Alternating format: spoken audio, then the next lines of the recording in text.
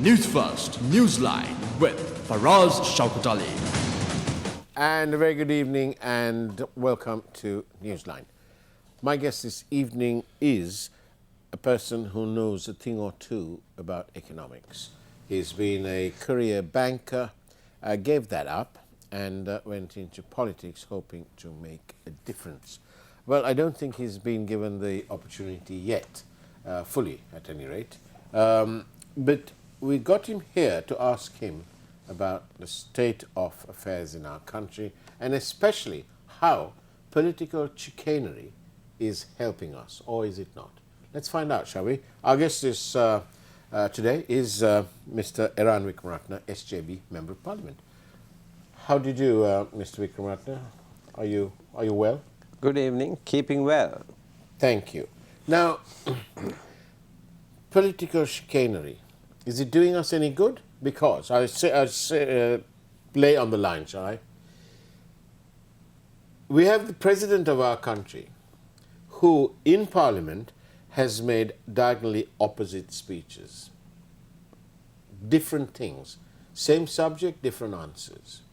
And I suppose they think it's very funny to do it when you're in the well of the Parliament with parliamentary privilege and so on. But it's completely out of order.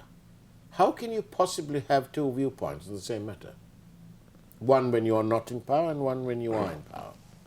And is this sort of thing, I'm only using that as an example, is this sort of political chicanery doing us any good? I don't know whether you are referring to any specific thing, but I could answer it generally. Yeah.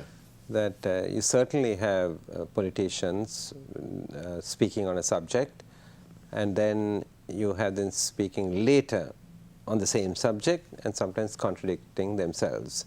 That is there, and the records are there because everything you say in Parliament is basically recorded and it's on Hansard, and you can see that. So sometimes it can be forgetfulness with age, that's possible. Sometimes it can be deliberate, sometimes it can be you are speaking at that point, right, to a particular audience, and you want to winnow that audience. And it's nothing to do with your basic stand or your principles or your policies. So that's when sometimes these things get mixed up. And so you see a lot of that.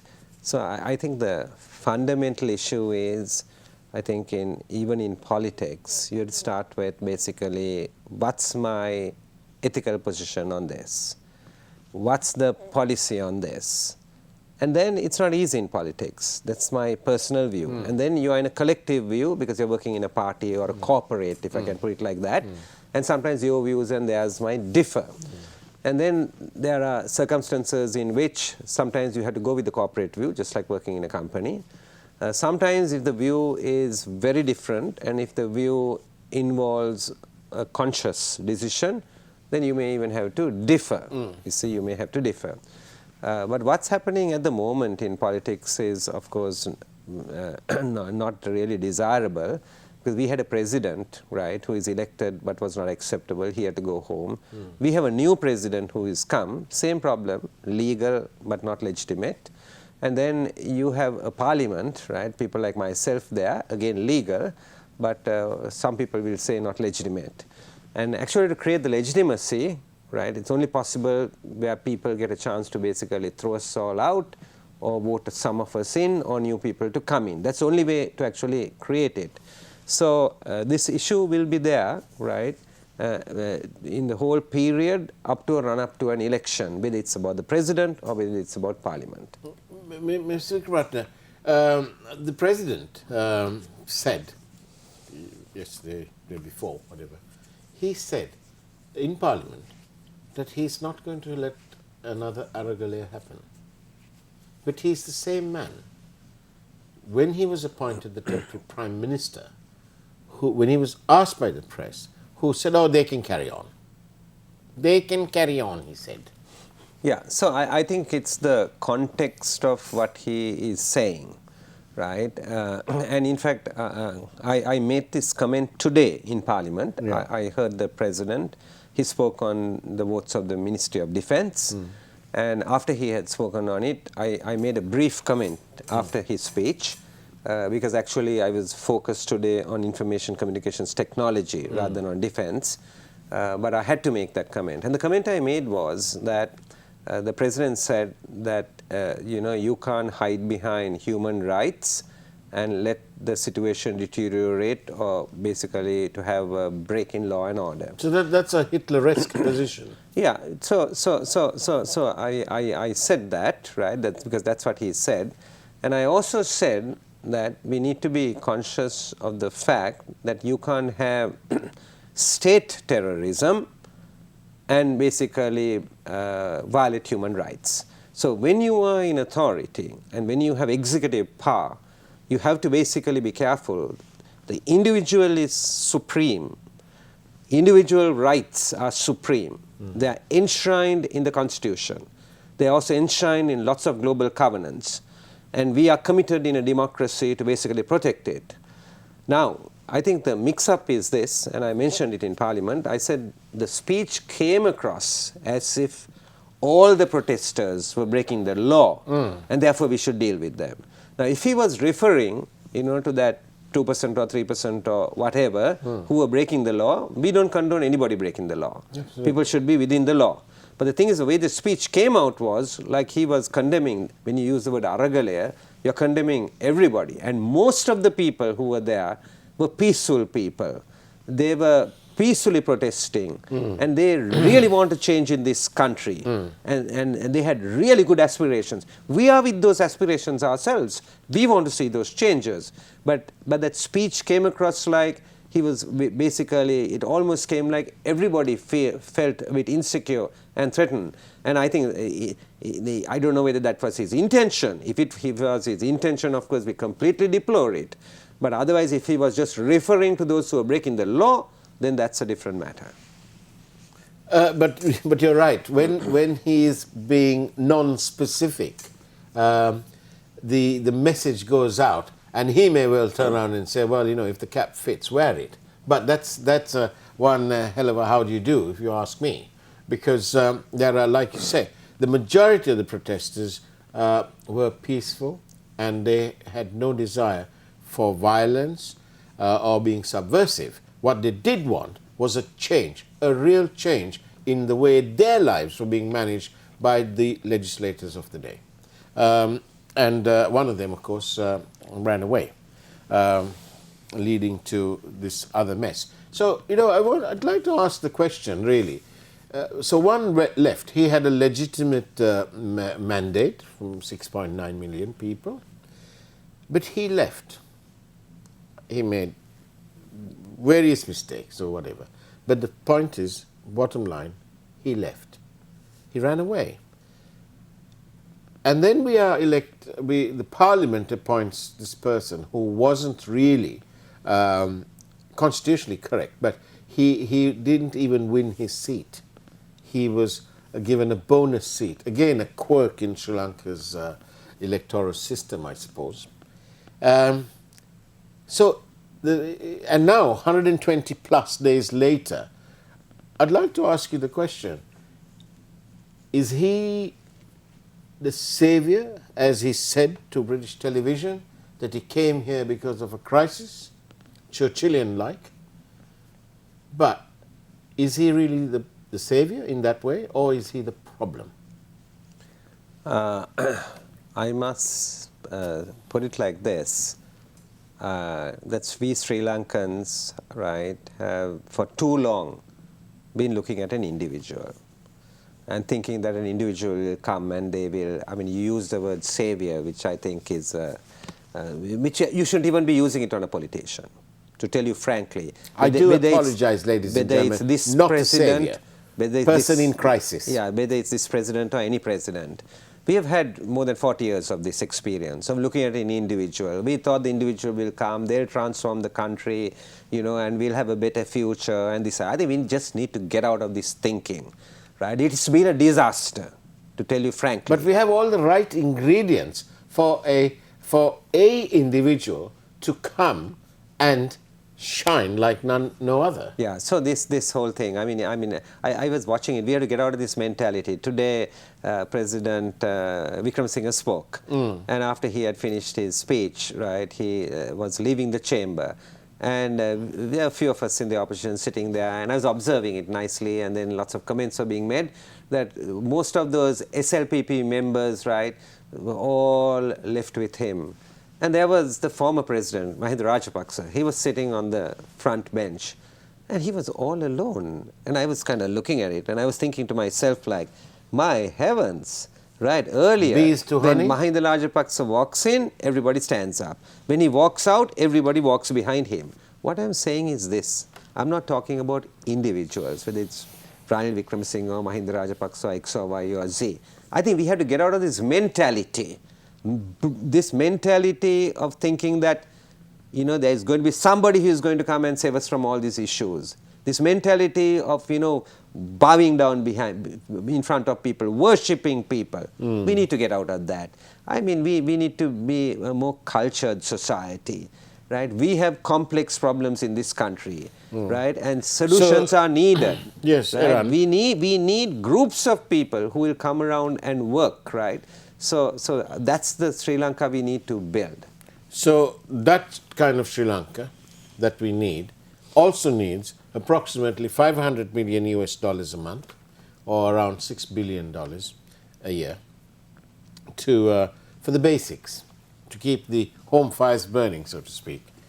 But 120 plus days later, I don't know about you, and you're a parliamentarian, I've certainly not seen any concrete plan for a dollar earning strategy. Have you? Yeah, as I said, this budget speech was more a throne speech, a policy statement. We don't need policy now. We need. That's right. We need a solution now. That's right. So there are children who have no food around. That's right. So budgets are about the next year. Budgets are about the income. Budgets are about the expenditure, what you will do it on. Budgets are about programs. It's about time schedules, and has to be time sensitive. We didn't see that in this budget. And because you talked about dollars, I think that's a very important thing. The crisis is a dollar crisis. And to get dollars, you normally get your remittances from overseas. Then basically it's largely dependent on your exports overseas. Yeah. Our exports, garments industry exports are there, and then the other exports are negligible because tourism itself is down, so that is down. And information technology, because today's vote in Parliament was on information technology. According to the central bank, information technology brought in about $1.1 billion, but according to the industry, right, they are about $1.7 billion, right? If it's really closer to $1.7 billion, right, it's almost next to garments at the moment, right? And it has great potential. But as you correctly said, right, we didn't really see even in the budget a real program to expand exports. In fact, right, what they did is they're not taxing it. Yeah, they increased all the taxes, which were large. SMEs were 14%, transshipment and freight was 14%, agro-processing was 14%, construction industry was 14%, education was 14%, only manufacturing was 18%. They put all to 30%. Which means exports to 30 as well. Now, if you're serious about getting the dollars, I think some discrimination is important. I am not taking away from the principle that you have to tax. I'm not taking away from that. No, we need the revenue. We need, yeah, but you have to think about the dollar earnings, right? And you have to push it. So one is the export taxes. The other issue is what are the incentives? There were no incentives for local companies who are selling locally to go into the global market. That's something that we need to do. There were no incentives for those who are producing something to add value in their processing. There were no incentives for foreign direct investment to come up and set up here for exports. There's really nothing in it. So I think the focus has to be on exports. It has to be given priority if we are going to solve our dollar crisis. And of course, when we come back from our break, I'll be asking Mr. Eran Wickramaratne, Member of Parliament SJB, about the 48 economic activities and what the budget said about that. We'll see you on the other side of the break.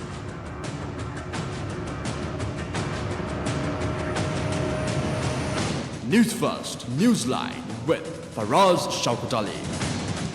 And welcome back to Newsline. I'm in conversation with Member of Parliament from the SJB, Mr. Eran Wickramaratne.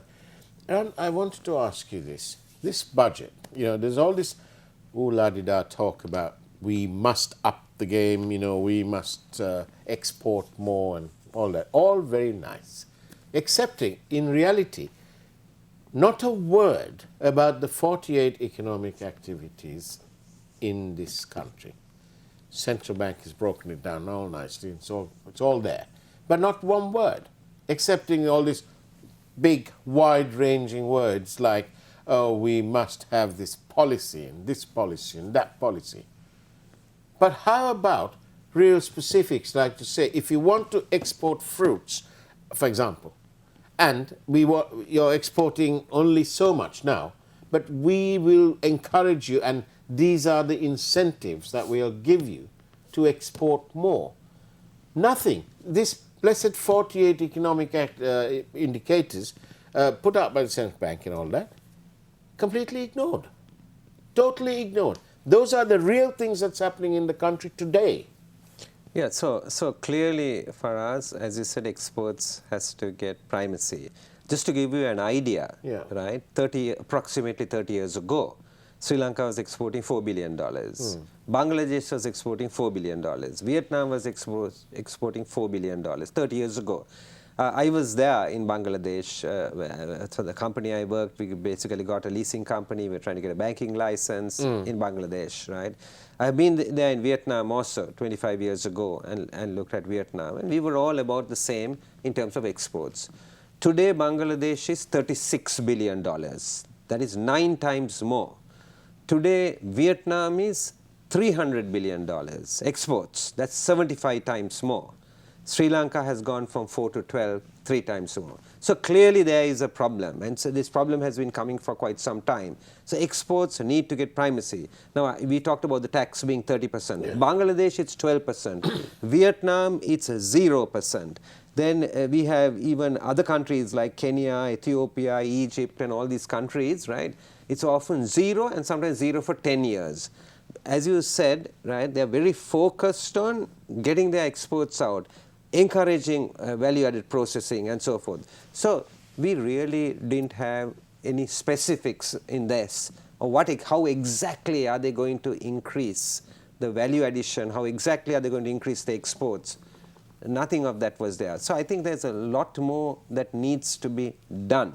And I frankly think that you need to have a division of labor, specialized labor.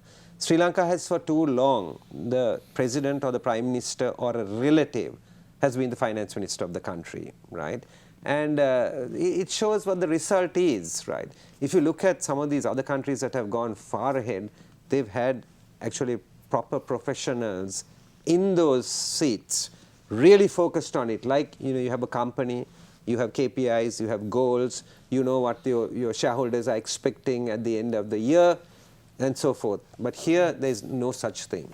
But when you were saying this, only one thought struck me, that power is so all-encompassing in this country, and it's this country's legislators and in our governance, that not only do they appoint their relatives or keep the finance portfolio to themselves, but in the Palani government, we had the finance ministry that was split into several sort of parts.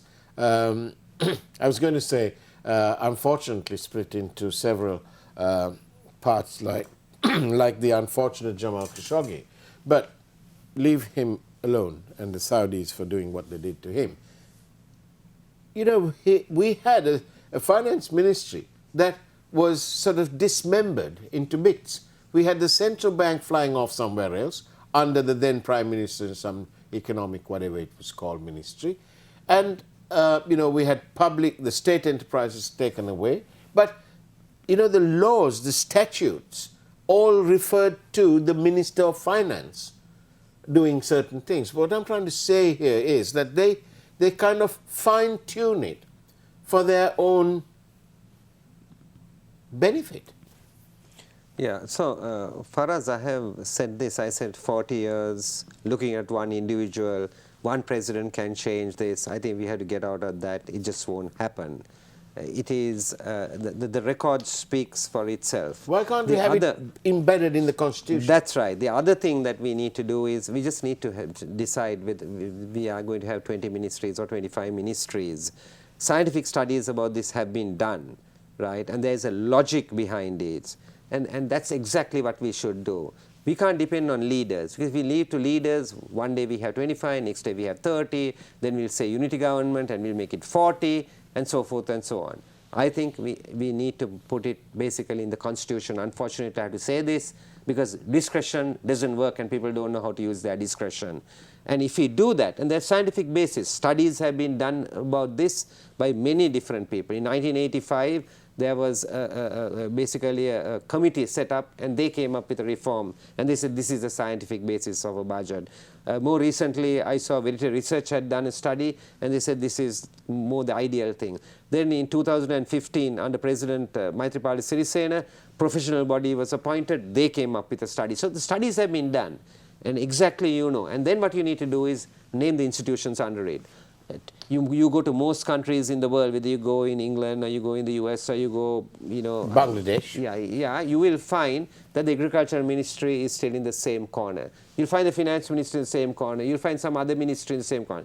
Today in Sri Lanka, if you want to know about some ministry or who the minister is, you don't know. You need a research assistant to find out. Yeah, because you have to look at the internet to find out who the person is, right? Because we have created so much instability.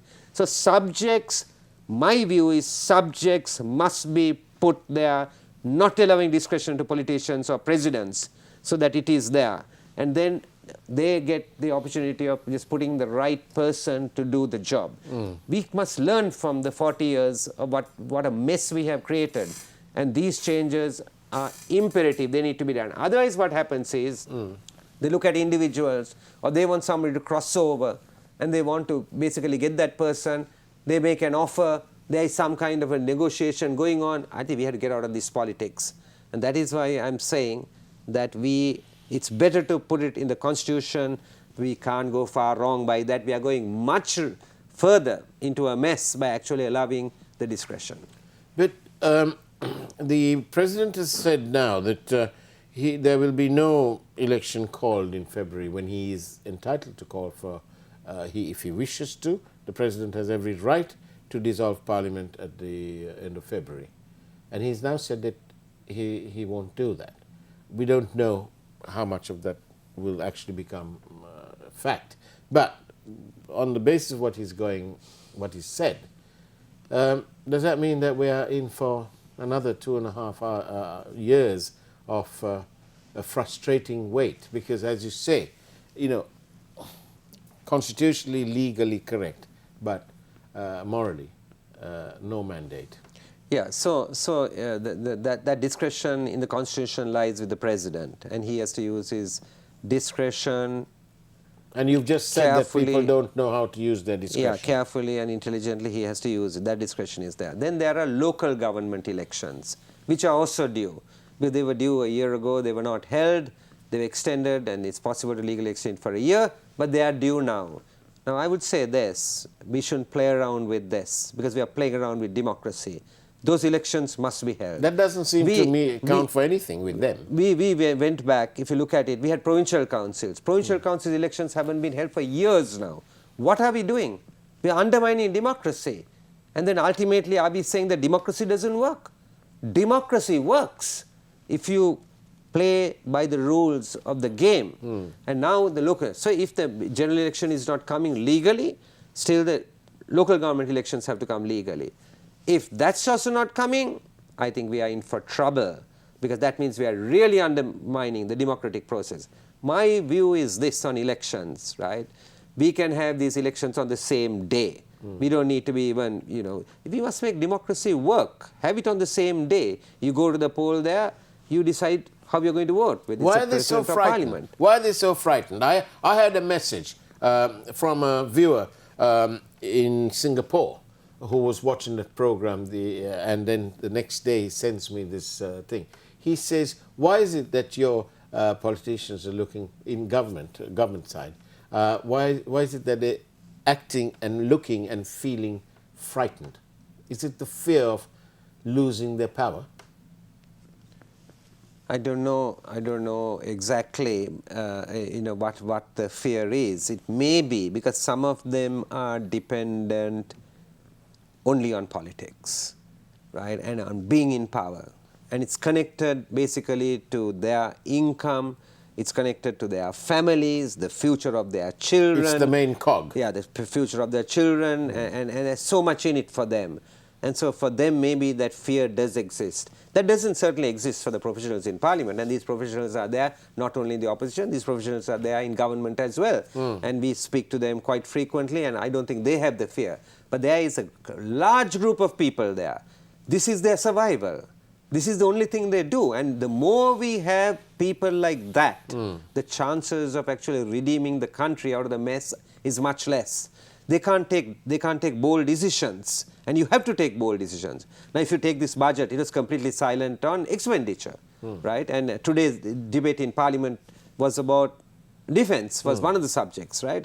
And they were saying Sri Lanka's expenditure on defense is 10% of the total expenditure. Sri Lanka has the 10th largest armed forces in the world, out of 200 countries, when you look at the numbers.